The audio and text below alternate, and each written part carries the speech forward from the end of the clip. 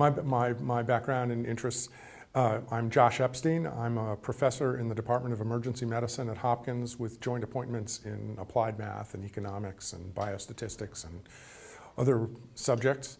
I direct the Center for Advanced Modeling in the Social, Behavioral, and Health Sciences at Hopkins, and I'm also a member of the Santa Fe Institute. For a long time, I've been interested in mathematical and computational models of social dynamics and have published 3 books on agent-based computational modeling, the most recent of which is entitled Agent Zero Toward Neurocognitive Foundations for Generative Social Science, that was recently published by Princeton Press. And the idea is to build cognitively plausible agents and populate models at multiple scales with agents of this type. So how to get started in agent-based modeling? I think one of the best ways to get started is to do some of it by downloading NetLogo, for example, and going to the models library and running some of these things. They're very simple, they're very friendly, they're very easy to use, and there is a large literature now, 20 years of agent-based computational modeling. One book that some people would say to read is a book that I wrote with Rob Axtell called Growing Artificial Societies, that introduces a model that many people have replicated called the Sugarscape model. But there have also been many models of segregation, of economic dynamics, of opinion formation. The journal JAS, Journal of Artificial Societies and Social Simulation, routinely has interesting agent-based computational models. So as I say, I think there are models that are easy to run, that are user-friendly, that are simple, and I think it's pretty easy to get started these days. It wasn't 20 years ago, but I think there's been a lot of momentum, and it's an easy field to get your feet wet and do it. Can agent-based modeling be useful for policy?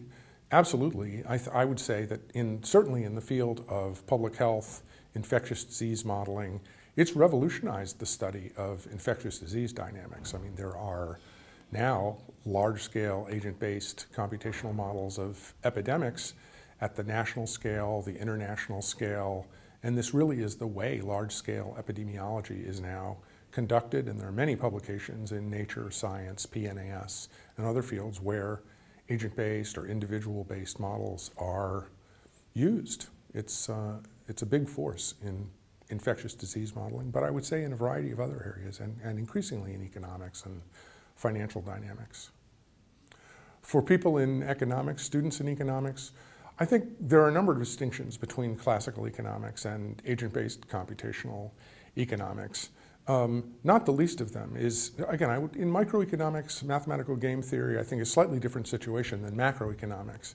But one of the things that's very clear is that representative agent approaches to macroeconomics are really very different than heterogeneous, decentralized, interacting agent approaches. And a very nice article to begin thinking about this is Alan Kerman's article entitled, "What Does the Representative Agent Represent?" And I think there are all sorts of models where heterogeneous agents are very important. How to advance in your graduate program is not entirely a scientific question. So I don't know what the landscape looks like in terms of receptiveness in the economics profession, but I certainly hope that you could learn general equilibrium theory and depart from it in your modeling of economic phenomena using agents. And I think this is now very accessible tools for doing that. How did agent-based modeling come about? How did we get started in it? It all started in a way at the Santa Fe Institute, where Murray Gell-Mann and I and George Cowan and people from Brookings and the World Resources Institute somehow convinced the MacArthur Foundation that they should underwrite a large project about sustainability to the year 2050, global sustainability. And Murray was very insistent that the approach take a crude look at the whole. Let's try to invent some approach that takes a crude look at the whole of humanity and its problems and challenges and the whole issue of sustainability to the year 2050. And MacArthur saw fit to fund us to do that. And Murray invited me to be the director of the theoretical work, which I was delighted to accept without any idea what we were really going to do about the theoretical work.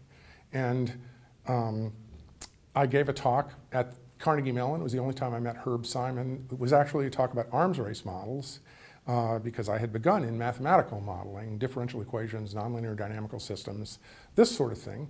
And I gave this talk, and a couple weeks later, this very bright grad student, Rob Axtell, called me and said, I was at your talk, and I couldn't replicate your model. And I said, well, this is great because it shows, that this person's really engaged and they're technically hardcore. And I said, why don't you come down to Brookings and we'll work it all out, which we did. It turned out, mine was a difference equation model, his was a continuous time, it was all set. And I told my boss at the time, John Steiner, this guy's really a bright guy. And he said, why don't you hire him? Hire him on this 2050 thing. So I said, okay, great. So Rob comes to Brookings, and we invented the sugar skate model really out of thin air on napkins in the Brookings Institution cafeteria. We thought, can we build the simplest conceivable hunter-gatherer society on some sort of resource landscape? And that is really what turned into the sugar skate model. And in the course of all of that, we started generating things that really looked like empirical distributions of wealth. They were Pareto distributed. And it was the first time it occurred to me and Rob that you could use this as a real scientific instrument. You could actually grow regularities and compare them to data, which I think we've done impressively in the last couple decades. And there are lots of exemplars now, but that's really how it happened. It was an act of really sheer invention. Well, I think it's going in a whole variety of directions. I mean, there are many, one direction I'd like to think it's going is in the direction of more cognitively plausible agents. So the work I've been doing, developing agents that have emotions, for example, and a better representation of social connectivity and why it happens and how it affects behavior. I think there's a lot of deepening of the agents. I mean, a lot of the models we've built have been very, very simple agents. And while I don't think the agents should get overly complicated, I also think there's room for deepening on the cognitive front and so forth. So there's that. There's also a lot of scaling up that could be done with these agents. Still, a lot of agents are kind of toy models. And in epidemiology, you have national scale models, global scale models. So I think they can be deepened cognitively, scaled up in terms of model size, population size, and also compared to data. I think there should be more empirical work where you try to populate large-scale models with cognitively plausible agents and then compare output to actual data on epidemiology or economic dynamics and so forth.